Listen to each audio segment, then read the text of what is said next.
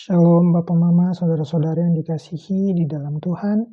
Berjumpa lagi dalam Suara Marturia hari ini Selasa 20 Januari 2026. Kiranya di pagi atau waktu apapun saudara-saudara mendengarkan renungan ini, kita diberi hati dan ruang untuk berhenti sejenak menyimak suara Tuhan yang berbicara kepada kita. Mari kita memulai perenungan ini dengan doa. Tuhan Allah kami, di tengah kesibukan, penilaian, dan suara-suara di sekitar kami datang dengan hati yang rindu dibentuk oleh firman-Mu. Bukan sekedar untuk mengetahui kebenaran, tetapi untuk diubah olehnya. Tenangkanlah pikiran kami, lembutkanlah hati kami, dan bukalah telinga batin kami, agar firman-Mu berakar dan berbuah dalam hidup kami. Dalam nama Tuhan Yesus Kristus kami berdoa. Amin. Firman Tuhan hari ini terambil dari Matius pasal 7, ayatnya yang pertama hingga kelima. Hal menghakimi. Jangan kamu menghakimi, supaya kamu tidak dihakimi. Karena dengan penghakiman yang kamu pakai untuk menghakimi, kamu akan dihakimi dan ukuran yang kamu pakai untuk mengukur akan diukurkan kepadamu. Mengapakah engkau melihat selumbar di mata saudaramu, sedangkan balok di dalam matamu tidak engkau ketahui? Bagaimanakah engkau dapat berkata kepada saudaramu, biarlah aku mengeluarkan selumbar itu dari matamu, padahal ada balok di dalam matamu? Hai orang munafik, keluarkanlah dahulu balok dari matamu, maka engkau akan melihat dengan jelas untuk mengeluarkan selumbar itu dari mata saudaramu. Demikianlah firman Tuhan, terpujilah Kristus. Saudara-saudari yang dikasihi di dalam Tuhan, ayat ini mungkin sudah sering kita dengar, perihal jangan menghakimi. Dan Yesus tidak hanya berhenti pada larangan itu saja, tetapi hal yang kita baca hari ini menuntun kita ke dalam sebuah ruang kejujuran untuk menghadapi diri sendiri. Yesus tidak bilang bahwa kita tidak boleh peduli terhadap orang lain, bukan tidak boleh menegur, bukan pula tidak boleh membedakan mana yang benar dan salah. Tetapi yang Yesus soroti adalah perihal urutan dan sikap hati kita. Ayat yang pertama hingga kedua mengingatkan bahwa cara kita memandang orang lain akan kembali dipantulkan kepada kita. Bukan sekedar dalam bentuk hukuman ilahi, tetapi juga dalam relasi, komunitas, bahkan dalam cara kita melihat diri sendiri.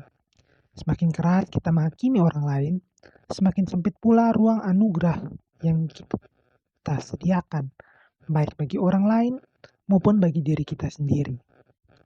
Dan Yesus juga memakai gambaran seperti selumbar di mata orang lain, tetapi ada balok besar di mata kita sendiri. Yang mengejutkan di sini bukan hanya perihal kemunafikannya, tetapi kebutaan rohani. Bapak Mama, saudara-saudara yang dikasihi Tuhan, balok itu sangat besar, tetapi kita tidak menyadarinya.